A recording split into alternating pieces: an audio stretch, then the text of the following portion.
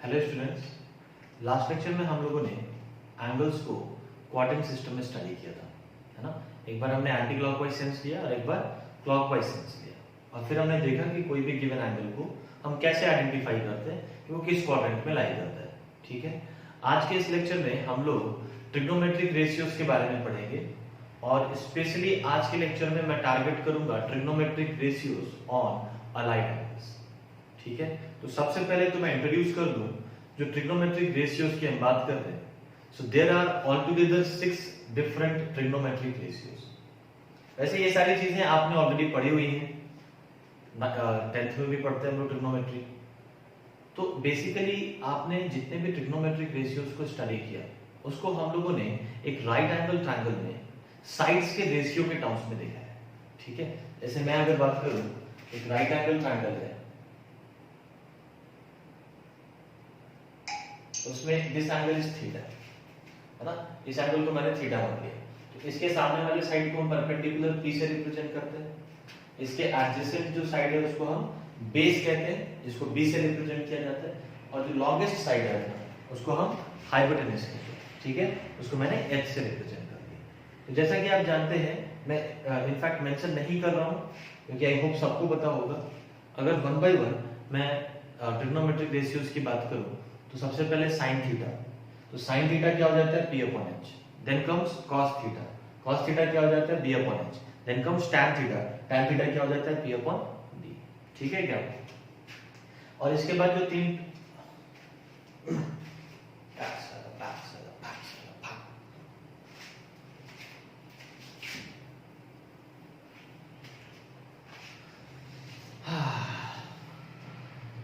Hello students, last lecture में हम लोगों ने एंगल्स को क्वाड्रेंट सिस्टम में स्टडी किया था। ठीक है, किसी भी गिवन एंगल को हम कैसे आइडेंटिफाई करें वो किस क्वाड्रेंट में है। ठीक है, मैंने उसमें एंटी क्लॉकवाइज सेंस के लिए भी आपको बताया और क्लॉकवाइज सेंस के लिए बताया। ओके, आज हम लोग बात करेंगे डिफरेंट ट्रिग्नोमेट्रिक रेशियोज के बारे में। इनफैक्ट स्पेशली आज का जो लेक्चर होगा वो trigonometric ratios on allied angles, इस पे ज्यादा फोकस करेंगे। ठीक है, क्योंकि जो ट्रिग्नोमेट्रिक रेशियोज हैं उनको तो आपने ऑलरेडी पढ़ा हुआ है।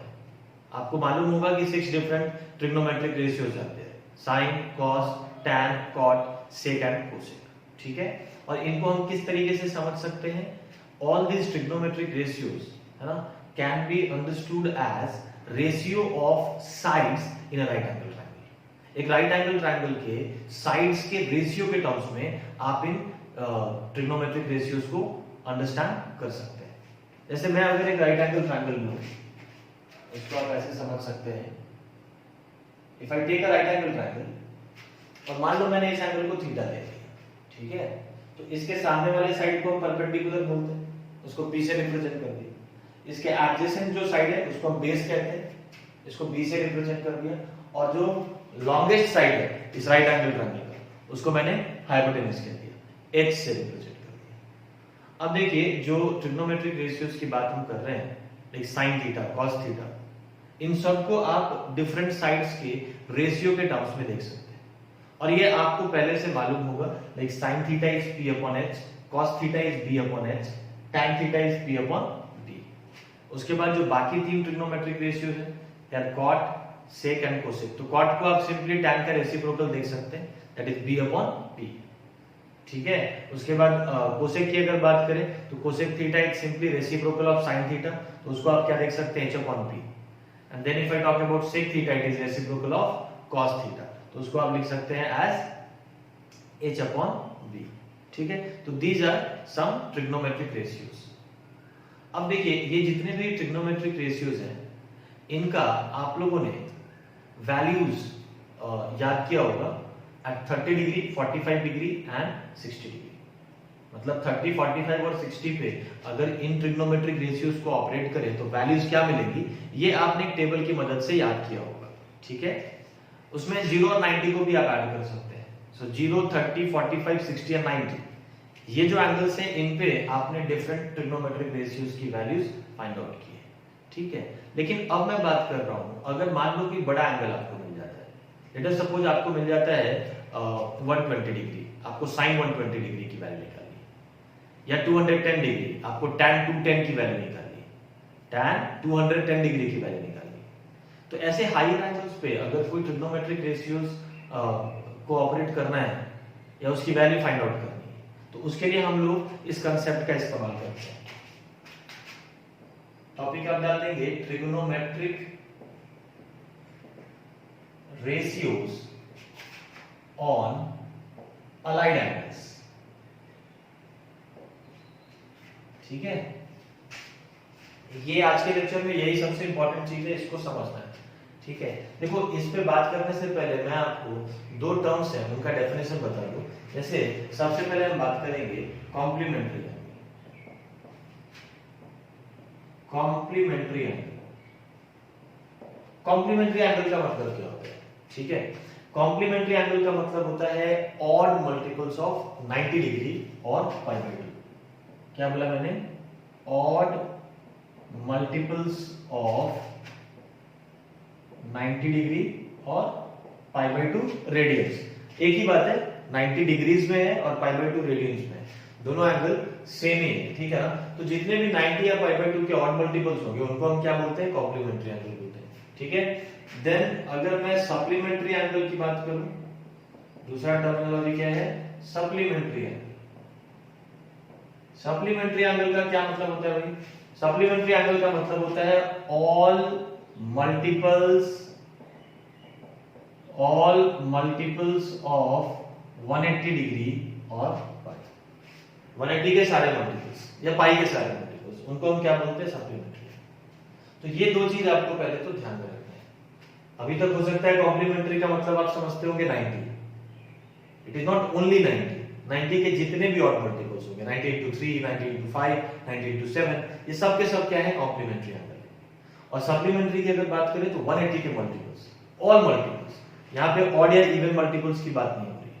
180 into 1, 180 into 2, 180 into 3, all these angles are supplementary। Clear है क्या? अब अलाइड एंगल की अगर मैं बात करूं तो चलिए मैं एक एग्जांपल से ही आगे बढ़ता हूं, आपको अच्छे से समझ में आएगा। Let us suppose sin 120 degree की वैल्यू निकालनी है। ठीक है, हमें फाइंड आउट करना है कि sin 120 डिग्री क्या होगा।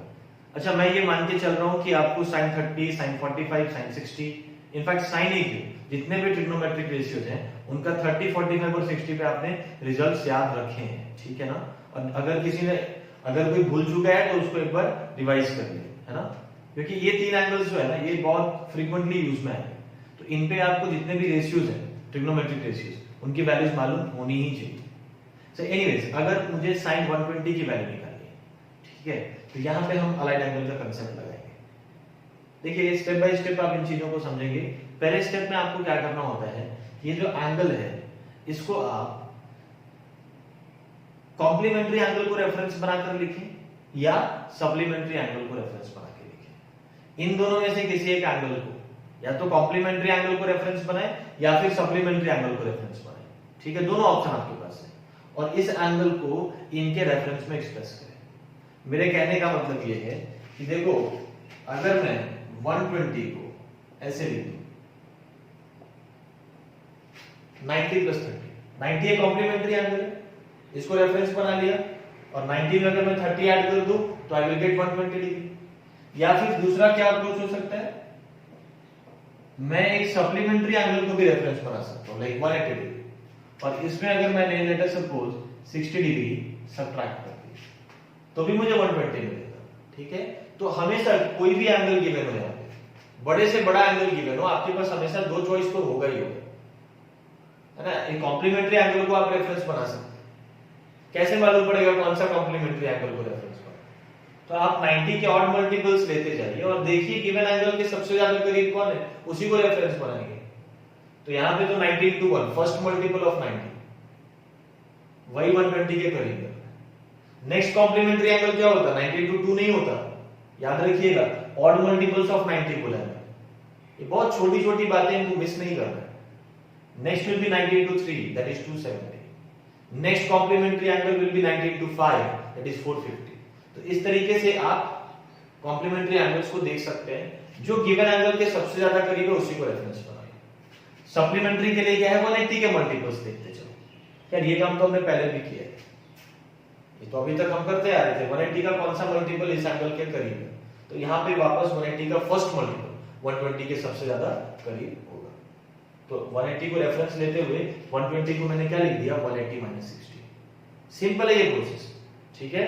या तो एक कॉम्प्लीमेंट्री एंगल को आधार बनाइए, रेफरेंस बनाइए, या एक सप्लीमेंट्री एंगल को एक आधार बनाइए, और उसमें ऐड या सबट्रैक्ट करना पड़ेगा सर्टेन एंगल, तभी आपको ये एंगल मिलेगा, ठीक है। बट दैट इज ओके, वो तो आसानी से कर सकते हैं। इस स्टेप के बाद जो सेकंड स्टेप आपका होगा, सेकंड स्टेप में आपको इस एंगल को ऑब्जर्व करना है। अगर ये एंगल कॉम्प्लीमेंट्री है तो क्या होगा, अगर ये एंगल सप्लीमेंट्री है तो क्या होगा। If this angle is complementary, उस केस में क्या होता है, जो भी ट्रिग्नोमेट्रिक रेशियो आपको यहां पे दिखाई देगा, इस केस में साइन है।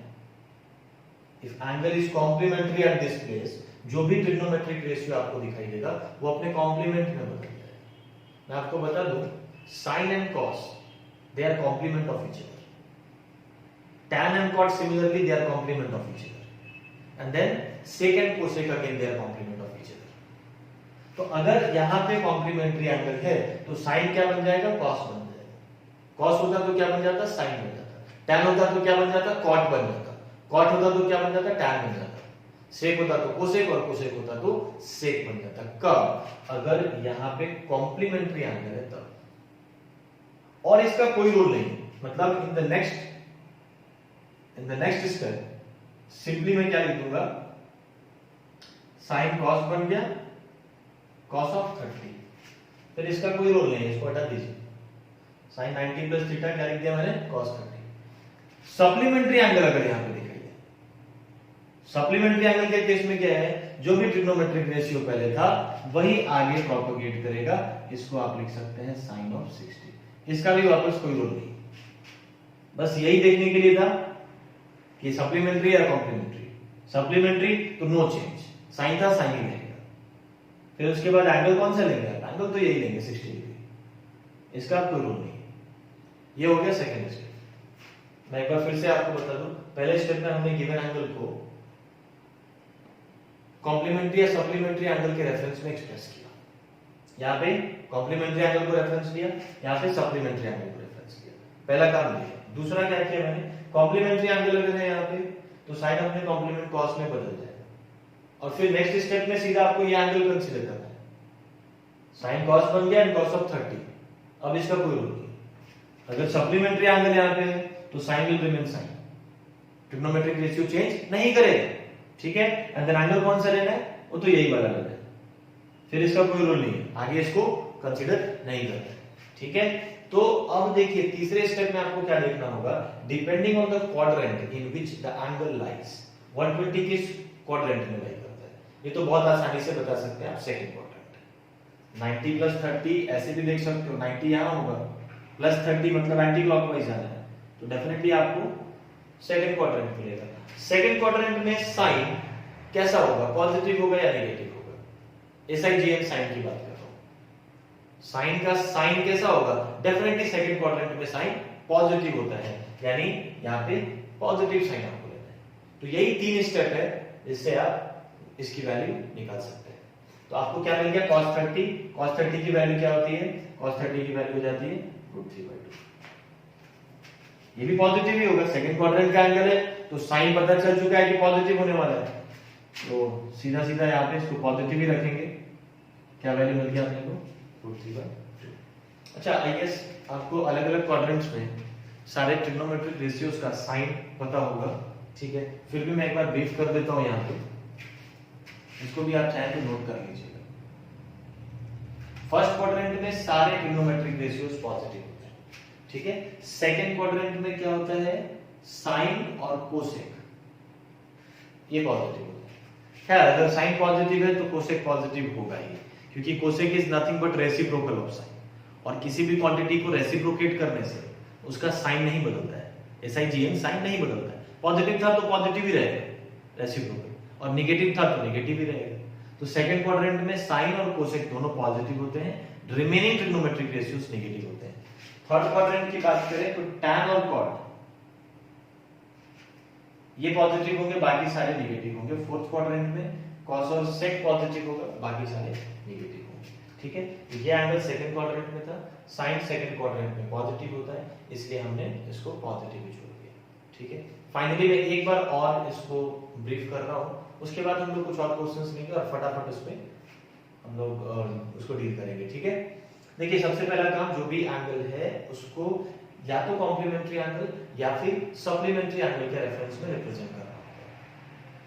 जैसे 120 को अगर कॉम्प्लीमेंट्री एंगल के रेफरेंस में लिखा जाए तो 90 + 30, सप्लीमेंट्री एंगल के रेफरेंस में लिखा जाए तो 180 - 60 लिखा जा सकता है। ठीक है, उसके बाद मैंने बोला अगर कॉम्प्लीमेंट्री एंगल को रेफरेंस बनाया है, अगर यहाँ पे कॉम्प्लीमेंट्री एंगल है तो गिवन ट्रिग्नोमेट्रिक रेशियो अपने कॉम्प्लीमेंट में बदल जाता है। तो साइन का कॉम्प्लीमेंट है cos, एंड देन इस एंगल का कोई रोल नहीं, फिर सीधा आप इस एंगल को लीजिए, sin cos बन गया cos ऑफ 30। अगर यहाँ पे सप्लीमेंट्री एंगल है तो सेम ट्रिग्नोमेट्रिक रेशियो कैरी करता है, तो sin का sin ही रहेगा, और एंगल क्या है 60, तो क्या लिख दिया मैंने sin 60। ठीक है, फिर इसका कोई रोल नहीं है, नेक्स्ट स्टेप में ये प्रोपोगेट नहीं करेगा। उसके बाद हम बात करते हैं SI GN sin।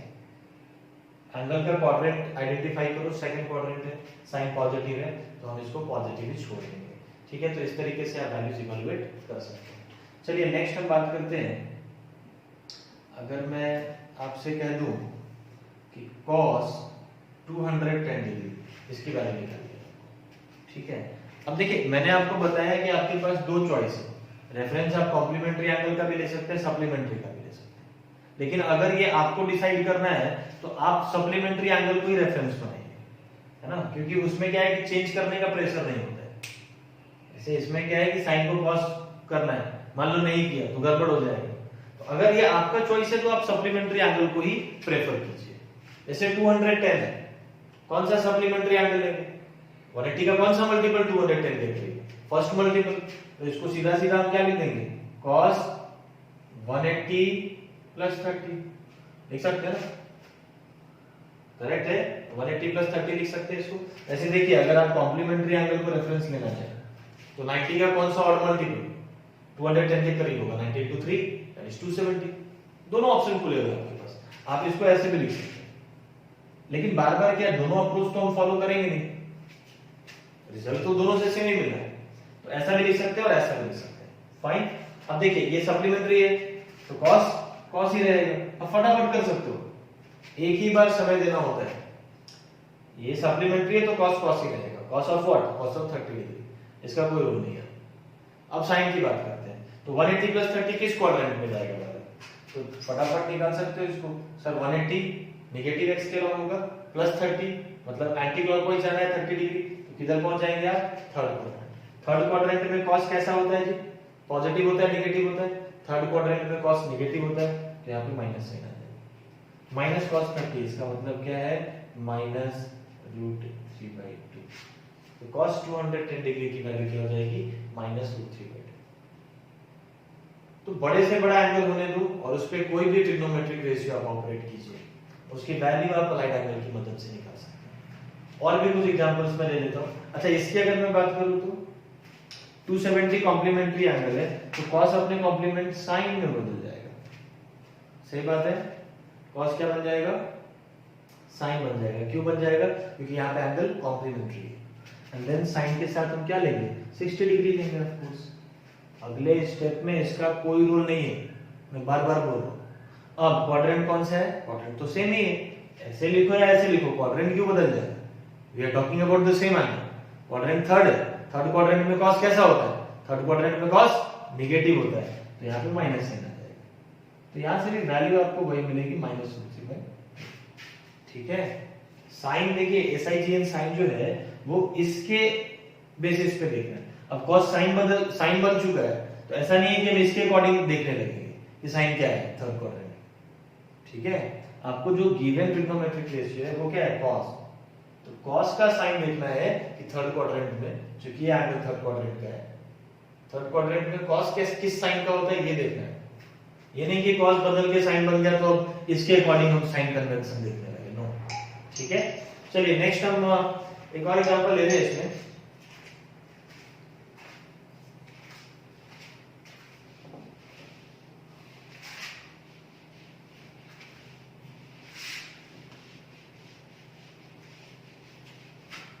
नेक्स्ट आप ले सकते हैं find out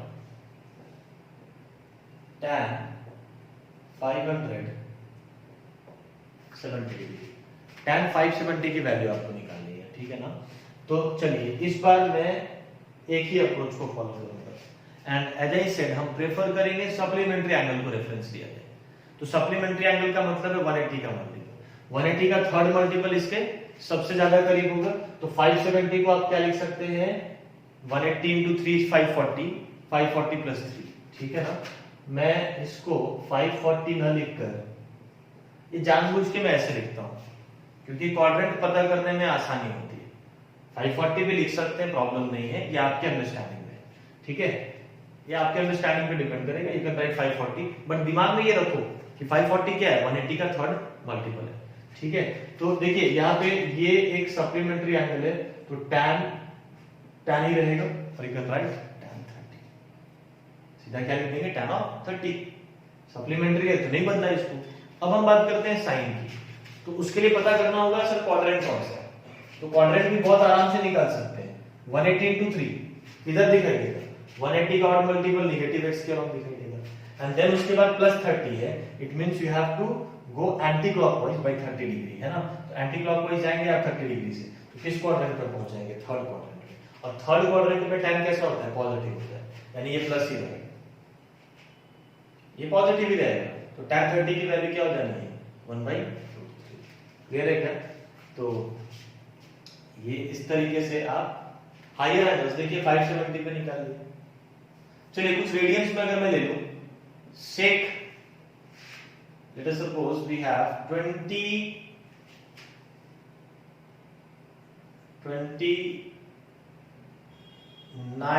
pi by 6, 29 pi by 6 इस पे वैल्यू निकालेंगे, ठीक है। तो देखिए यहां पे देखो, अब इससे कोई घबराने की जरूरत नहीं है, अभी तक एंगल्स डिग्रीज में गिवन थे, अब रेडियन में गिवन। मैंने क्या बताया आपको, अगर आप सप्लीमेंट्री एंगल का रेफरेंस ले रहे हैं every time you have two choices. Complementary angle भी सोच सकते हैं आप, सप्लीमेंट्री एंगल भी सोच सकते हैं, लेकिन जब खुद से करना है तो सप्लीमेंट्री एंगल ही लेंगे। मैं आपको बोल रहा हूं कि पाई का कोई मल्टीपल ढूंढो जो इसके करीब हो, क्योंकि पाई के मल्टीपल्स को ही तो सप्लीमेंट्री एंगल बोलते हैं। तो देखिए पाई को हटा दीजिए, 29/6 की वैल्यू निकाल लीजिए। तो 29/6 की वैल्यू आपको मिलेगी 4.6 समथिंग, ठीक है। आप फाइंड आउट करके देखिए, सॉरी 4.8 मिल जाएगा, 4.8 समथिंग, यानी ये किसके ज्यादा करीब दिख रहा है 5 के करीब दिख रहा है, करेक्ट। तो डेफिनेटली आप इसको लिख सकते हैं 5 पाई माइनस π/6। ये क्वाड्रेंट सिस्टम वाला जब हम डील कर रहे थे उसमें भी तो यही काम कर रहे थे। एक सप्लीमेंट्री एंगल यानी पाई के मल्टीपल्स को रेफरेंस बनाना है, तो 5 पाई इस एंगल के सबसे ज्यादा करीब था, इसको रेफरेंस बनाया, उसमें π/6 सब्ट्रैक्ट करेंगे तो ये एंगल मिल जाएगा। अब आप मुझे बताइए ये सप्लीमेंट्री है तो क्या होना चाहिए सेक ही रहेगा, और इसको आप क्या लिख देंगे अगले स्टेप में sec π/6। अब अगर मैं साइन की बात करूं तो उसके लिए क्वाड्रेंट पता करना होगा, तो 5 पाई माइनस π/6, 5 पाई किधर होगा यहाँ पे होगा, माइनस π/6 मतलब किधर जाना है आपको क्लॉकवाइज जाना है इस पर। तो यहां से जब आप क्लॉकवाइज जाएंगे π/6 मतलब 30 डिग्री, यहां से क्लॉकवाइज जाएंगे तो आप किस क्वाड्रेंट में पहुंच जाएंगे सेकंड क्वाड्रेंट में। सेकंड क्वाड्रेंट में सेक कैसा होता है नेगेटिव होता है, तो यहाँ पे माइनस नहीं आ जाएगा। अब minus sec π/6, π/6 is 30, π/4 is 45 and π/3 is 60। इनको तो बिल्कुल याद रखना है, 30 डिग्री हो π/6 डिग्री हो सेम है, ठीक है ना। मैंने आपको पहले भी बोला था कि अब रेडियन हो सकता है कि आपको ज्यादा दिखाई दे, तो रेडियन में भी आपको कंफर्टेबल रहेगा। तो sec π/6 की वैल्यू क्या हो जाएगी cos π/6 का उल्टा, cos π/6 क्या हो जाएगा cos 30 क्या हो जाएगा √3/2, तो sec 30 क्या हो जाएगा 2/√3, और माइनस तो है ही, तो -2/√3 ये इसकी वैल्यू हो जाएगी। क्लियर है। ओके, तो अब देखिए एक और क्वेश्चन मैं ले रहा हूं, और ये जो बेसिकली क्वेश्चन है ये कॉम्पिटिटिव एग्जाम में आपको पूछा जा सकता है। जैसे sin nπ + थीटा, इसकी वैल्यू आपको निकालनी है। n यहाँ पे इंटीजर है, n क्या है n एक इंटीजर है, अब sine n pi plus theta की वैल्यू कैसे निकालेंगे? देखिए ये एंगल सप्लीमेंट्री है, ये तो क्लियर है, तो आप इसको सीधा सीधा क्या लिख सकते हैं, साइन ऑफ थीटा लिख सकते हैं, फाइन। लेकिन अब सवाल ये आता है कि एन पाई प्लस थीटा किस क्वाड्रेंट में लाएंगे, उसी बेसिस पे आप साइन डिसाइड करने वाले हैं, पॉजिटिव या नेगेटिव। तो इसके लिए आपको केसेस बनाने पड़ेंगे। अगर मान लो मैंने एन को इवन लिया, अगर मैंने एन को इवन लिया तो इवन मल्टीपल ऑफ पाई किधर दिखाई देगा आपको, पॉजिटिव एक्स के long, and then plus theta करेंगे तो एंटी क्लॉकवाइज आना होगा, और एंटी क्लॉकवाइज में अगर आप थीटा एंगल से रोटेट करें तो फर्स्ट क्वाड्रेंट में आप पहुंच जाओगे, करेक्ट है ना। एन अगर इवन है तो एन पाई यानी पाई का even multiple definitely positive x के लॉन्ग होगा, एंड देन प्लस थीटा मतलब क्या हुआ, एंटी क्लॉकवाइज आपको थीटा रोटेट करना है, तो डेफिनेटली आप फर्स्ट क्वाड्रेंट में जाएंगे, कब, व्हेन एन इज इवन। लेकिन एन को अगर मैंने ऑड लिया तो पाई का ऑड मल्टीपल नेगेटिव एक्स के लॉन्ग होगा, और प्लस थीटा अगर आप करेंगे तो किस क्वाड्रेंट में मिलेगा, थर्ड क्वाड्रेंट में मिलेगा, ठीक है।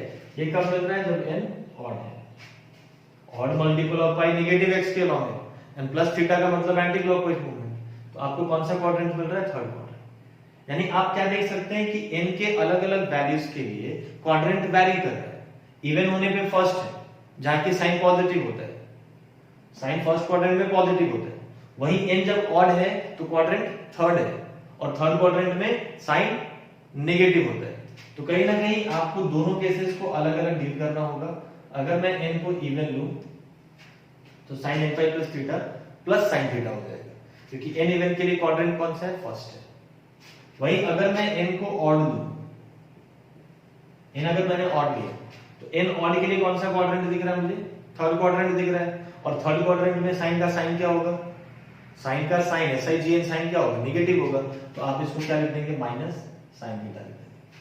हालांकि अगर एक सिंगल स्टेटमेंट आपको लिखना हो जो इन दोनों केसेस को कवर अप कर ले, तो इसके लिए भी एक तरीका है, आप चाहें तो इस तरीके से लिख सकते हैं इसको। ये जो फैक्टर है ना -1 पावर है, ये बहुत कमाल का फैक्टर है, क्योंकि देखिए एन अगर इवन होगा तो ये पॉजिटिव +1 बन जाएगा, -1 पावर एन क्या बन जाएगा, +1 बन जाएगा। वहीं एन अगर ऑड हुआ 3, 5, 7 तो -1 का पावर ऑड क्या बन जाएगा, -1 बन जाएगा। तो जब कभी ऐसा रिक्वायर्ड हो, आप क्या देख रहे हैं, एन इवन के लिए हमको प्लस चाहिए और एन ऑड के लिए हमको माइनस चाहिए, तो ये फैक्टर ये काम डेफिनेटली कर लेगा automatically। if n is even, this is +1, so you will be getting sin theta, and if n is odd, this will become -1, तो ये रिजल्ट क्या मिलेगा आपको, माइनस sin theta मिलेगा, ठीक है। तो ये सिंगल स्टेटमेंट में इन दोनों केसेस को आप कवर अप कर सकते हैं। और भी केसेस आप देख सकते हो, मान लो अगर आपसे पूछ दिया जाए cos n y plus theta, supplementary angle है तो पक्का है कि cos थीटा होगा, अब प्लस cos थीटा या माइनस cos थीटा ये तो क्वाड्रेंट पे डिपेंड करेगा। सप्लीमेंट्री एंगल है, इससे ये तय हो चुका है कि cos will remain cos, लेकिन पॉजिटिव या नेगेटिव ये तो क्वाड्रेंट से पता चलता है। तो क्वाड्रेंट की अगर आप बात करें तो फिर से देख लीजिए, एंगल तो सेम ही लिया है मैंने। एन अगर इवन होगा तो n पाई प्लस थीटा किस क्वाड्रेंट में, फर्स्ट क्वाड्रेंट में। फर्स्ट क्वाड्रेंट में cos कैसा होगा, पॉजिटिव होगा। वहीं n अगर ऑड है, n अगर ऑड है तो n पाई प्लस थीटा किस क्वाड्रेंट में, थर्ड क्वाड्रेंट में। थर्ड क्वाड्रेंट में cos कैसा होगा, नेगेटिव होगा, तो we will write minus cos theta. समझ आ रही है बात। tan के लिए अगर आप देखें, tan n pi plus theta, tan n pi plus theta, इसकी अगर मैं बात करूं, n अगर इवन होगा ये तो तय है कि tan थीटा मिलने वाला है, सप्लीमेंट्री एंगल है तो tan विल रिमेन tan। अब प्लस या माइनस ये सवाल है, दो ही चीज तो टारगेट करना है आपको, चेंज करना है कि नहीं करना है ये यहां से डिसाइड करना है आपको। सप्लीमेंट्री है तो चेंज नहीं करना है, कॉम्प्लीमेंट्री होता तो चेंज करते हैं। कॉम्प्लीमेंट्री का मतलब π/2 के ऑड मल्टीपल्स, ठीक है। तो चेंज नहीं करना है ये तो तय हो चुका है। दूसरा साइन देखना है, यही दो बातों का ध्यान रखना है। चेंज नहीं किया क्योंकि सप्लीमेंट्री एंगल था। साइन की अगर बात करें तो देखिए n इवन के लिए फर्स्ट क्वाड्रेंट है, फर्स्ट क्वाड्रेंट में tan पॉजिटिव होता है, और n ऑड के लिए भी, n ऑड के लिए थर्ड क्वाड्रेंट में होता है, और थर्ड क्वाड्रेंट में भी tan पॉजिटिव होता है। तो यहां पे केसेस बनाने की जरूरत ही नहीं, फर्स्ट क्वाड्रेंट में जाए या थर्ड क्वाड्रेंट में जाए tan पॉजिटिव ही होने वाला है। क्लियर है क्या? सो tan n pi plus theta will become tan theta। ठीक है, इसमें ऑड इवन के लिए अलग अलग केसेस बनाने की जरूरत नहीं, इसमें जरूरत थी, इसमें जरूरत थी। अच्छा, इसको भी अगर आप एक सिंगल स्टेटमेंट में लिखना चाहें तो आप ऐसे लिख सकते हैं, -1 to the power n into cos theta। n even होगा तो ये क्या बन जाएगा, plus cos theta. n odd होगा तो ये क्या बन जाएगा, माइनस cos थीटा। तो कहीं ना कहीं ये जो फैक्टर है ये साइन को कंट्रोल कर लेगा। ठीक है, कब पॉजिटिव होना है, कब नेगेटिव होना है। अगेन देखिए, कभी कभी ऐसा भी होता है कि इवन के लिए आपको नेगेटिव मिल रहा हो और n ऑड के लिए पॉजिटिव मिल रहा हो, ऐसा भी पॉसिबल है। जैसे मैं एक एग्जांपल ही ले लेता हूं, अगर लेट अस सपोज मैंने एंगल ले लिया sin n pi minus theta, sin n pi minus theta, इसकी अगर बात करें, n यहां पे इंटीजर है, देखो सप्लीमेंट्री एंगल है तो sin थीटा तो मिलने वाला है, लेकिन अब क्वाड्रेंट के हिसाब से हम लोग देखेंगे पॉजिटिव या नेगेटिव। तो चलिए पहले n को मैं इवन लेता हूं, तो n अगर इवन होगा तो n पाई जो है, पाई का इवन मल्टीपल पॉजिटिव x के होगा, एंड देन माइनस थीटा, मतलब you have to go clockwise. किधर आ जाओगे, फोर्थ क्वाड्रेंट में। इवन के लिए क्वाड्रेंट क्या मिल रहा है, फोर्थ मिल रहा है। दूसरा केस में ले रहा हूं n को ऑड, तो n पाई क्या हो जाएगा, नेगेटिव x के हो, पाई का ऑड मल्टीपल नेगेटिव x के होगा, एंड देन माइनस थीटा किस क्वाड्रेंट में चले जाएंगे, माइनस थीटा मतलब क्लॉकवाइज। यहां से क्लॉकवाइज जाओगे तो सेकंड क्वाड्रेंट में जाओगे। ये कब, जब n ऑड होगा। ठीक है क्या? तो अब देखिए यहां पे इवन के लिए फोर्थ क्वाड्रेंट, ऑड के लिए सेकंड क्वाड्रेंट। तो जब मैं केस बनाऊंगा, पहले केस ही लिख दो, n अगर इवन है तो एंगल फोर्थ क्वाड्रेंट का, और फोर्थ क्वाड्रेंट में साइन कैसा होता है, नेगेटिव होता है, तो माइनस साइन थीटा आपको रिजल्ट मिलेगा। साइन थीटा तो होना ही है, सप्लीमेंट्री एंगल है तो चेंज तो करेगा, लेकिन नेगेटिव क्यों आ गया, क्योंकि n इवन के लिए क्वाड्रेंट कौन सा है, फोर्थ है। वही अगर मैं n को ऑड लूं,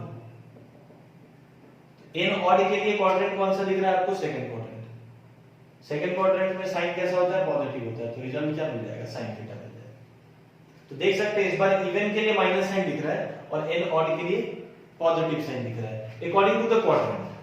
n इवन के लिए चूंकि फोर्थ क्वाड्रेंट में था, तो फोर्थ क्वाड्रेंट में तो साइन नेगेटिव ही होगा, और n ऑड के लिए सेकंड क्वाड्रेंट था, सेकंड क्वाड्रेंट में पॉजिटिव होगा। ठीक है, तो ये चीज आपको ध्यान में रखना है, ऐसा भी पॉसिबल हो सकता है। इसके हिसाब से देखें तो जस्ट उल्टा है, यहाँ पे इवन के लिए पॉजिटिव था, ऑड के लिए नेगेटिव था, तो आपने सिंगल ये फैक्टर यूज किया। लेकिन इस बार अगर आप ये फैक्टर यूज करेंगे तो काम नहीं चलेगा। अगर इसको ऐसे लिखेंगे तो गलत हो जाएगा, क्योंकि ये तो भाई क्लियरली n इवन के लिए पॉजिटिव होता है। तो ऐसे केसेस में जहां पे रिवर्स रिलेशन आपको दिखाई दे रहा हो, इवन के लिए नेगेटिव, ऑड के लिए पॉजिटिव, तो आप सिंपली पावर को n-1 कर दीजिए, काम खत्म हो जाएगा। कि अब सोचो n अगर इवन है तो n-1 तो ऑड हो जाएगा, और n-1 अगर ऑड हो गया तो -1 का पावर ऑड क्या होगा, माइनस हो जाएगा। यानी n इवन के लिए अब आपको -1 मिलने लगा ना, यहाँ पे यही तो चाहिए था। n इवन के लिए ये माइनस कैसे बनेगा, तो अगर मैंने पावर में n-1 कर दिया तो अपना काम हो जाता है। वही n अगर ऑड है, ऑड के लिए आपको क्या चाहिए, पॉजिटिव चाहिए, तो अब n ऑड है तो n-1 पक्का इवन हो जाएगा, और -1 का पावर इवन क्या होने वाला है, प्लस होने वाला है, +1 होने वाला है। ठीक है, तो अगर ऐसा कुछ रिवर्स रिलेशन दिख रहा है, इवन के लिए नेगेटिव, ऑड के लिए पॉजिटिव, तो -1 के पावर में n ना देकर n-1 दे दीजिए, तो सही आ रहा है ना। इवन के लिए n इवन के लिए n-1 ऑड हो जा रहा है, और -1 का पावर ऑड क्या हो जाएगा, -1 हो जाएगा, और माइनस ही चाहिए आपको। n ऑड के लिए n-1 क्या हो जा रहा है, इवन हो जा रहा है, तो -1 का पावर इवन +1 हो जाएगा। ऑड के लिए आपको क्या चाहिए था, पॉजिटिव चाहिए। ठीक है, तो this is the concept of allied angle. ठीक है, आई होप ये सारी बातें आप समझ गए हैं। ठीक है, मैं आपको कोशिश करता हूँ जल्दी से एक असाइनमेंट शेयर करूँ, उसको आप लोग सॉल्व करेंगे। अभी तक जो पढ़ाया है उसी पे बेस्ड होगा वो असाइनमेंट, उसको आप सॉल्व करें, फिर हम लोग नेक्स्ट लेक्चर में मिलते हैं।